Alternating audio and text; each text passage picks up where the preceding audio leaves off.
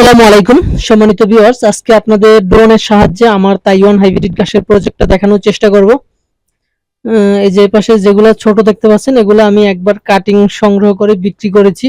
আর বড় যে ঘাসগুলো দেখতেছেন এগুলো এখনো কাটিং অ্যাভেলেবেল আছে। আপনারা যারা এই তাইওয়ান হাইব্রিড ঘাসটা চাষ করতে চান আপনারা কিন্তু এই তাইওয়ান হাইব্রিড ঘাসটা কাটিং সংগ্রহ করতে পারবেন। পরিপক্ক এবং ভালো মানের কাটিং আছে এখন।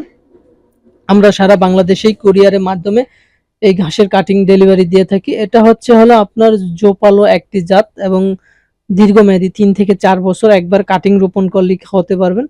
এটা আপনার উঁচু জমিতে চাষ করতে হয়, যেখানে বর্ষার মৌসুমে পানি না জমে এরকম জমিতে, অথবা বৃষ্টির পানি ২-১ দিন ১ সপ্তাহ জমলে সমস্যা নাই, কিন্তু বর্ষার পানি যাতে দীর্ঘদিন না জমে তাহলে এরকম জমিতে চাষ করবেন। দেখুন এই পাশটাতে কিন্তু একেবারে পাতলা দেখাচ্ছে, ওই পাশটাতে ওগুলো আমরা সবগুলাই কাটিং বিক্রি করে ফেলেছি। আর এখন এই পাশটাতে কাটিং অ্যাভেলেবেল আছে। তারপরে যে আরেকটা জমি দেখছেন ওটা তো যারা ওয়ান হাইব্রিড ঘাসটা চাষ করা আছে। তো আমাদের এখানে প্রায় জমিতেই ঘাসের প্রজেক্ট চাষ করা হয়। আমি এই জায়গা থেকেই মূলত আপনাদের প্রজেক্টটা দেখানোর চেষ্টা করতেছি। এগুলো আমি কেল আকারে, হালকা একটু নিচু জমি ছিল, আমি মাটি তুলে তারপর এই জমিতে রোপণ করেছি।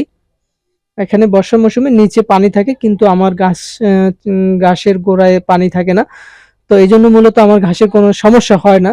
তো আপনাদের যদি হালকা নিচু হয় তাহলে একটু মাটি তুলে উঁচু করে তারপর আপনারা এই গাছটা রোপণ করতে পারবেন। এটা খুব অল্প সময়ের ভিতরে আপনার গরু ছাগলকে খাওয়াতে পারবেন। খুব ভালো মানের একটা ফলন পাওয়া যায়। আমার পাশেই যারা ওয়ান হাইব্রিড ঘাসের প্রজেক্ট, তার পাশেই তাইওয়ান হাইব্রিড। তো যারার থেকেও আমি বেস্ট আউটপুট পেয়েছি এই তাইওয়ান হাইব্রিড ঘাসে।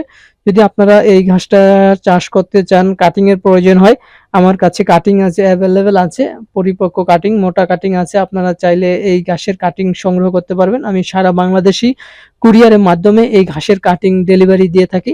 আপনারা শুধু তাইওয়ান হাইব্রিড বা যারা ওয়ান না, এর সাথে সাথে আপনারা স্মার্ট নেপিয়ার, গুয়াতেমালা, অজানা, জার্মান হোয়াইট হাইব্রিড এসব ঘাসের কাটিংও পেয়ে যাবেন। আমরা সারা বাংলাদেশের যে কোনো জায়গায় এসব ঘাসের কাটিং সংগ্রহ করে থাকি। তো আপনাদের যদি এরকম ঘাসের প্রয়োজন হয় স্ক্রিনে দেওয়া নাম্বারে যোগাযোগ করবেন।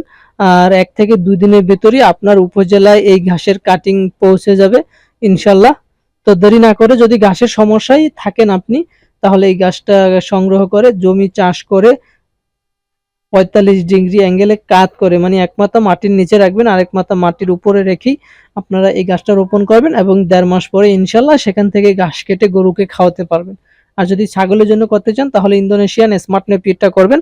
এটা আরো ভালো ফলন হয় ছাগলের জন্য। আর গরুর জন্য করলে আমি যেটা বললাম তাইওয়ান হাইব্রিডটা চাষ করবেন। দেখুন এখানে আমি কিন্তু একবার কেটেছি, তারপরও আবার উঠে গেছে দেখুন অল্প সময়ের ভিতরে। আর এই পাশটাতে কিন্তু এখনো পরিপক্ক কাটিং আছে। সকলে ভালো থাকবেন, সুস্থ থাকবেন। আল্লাহ হাফেজ।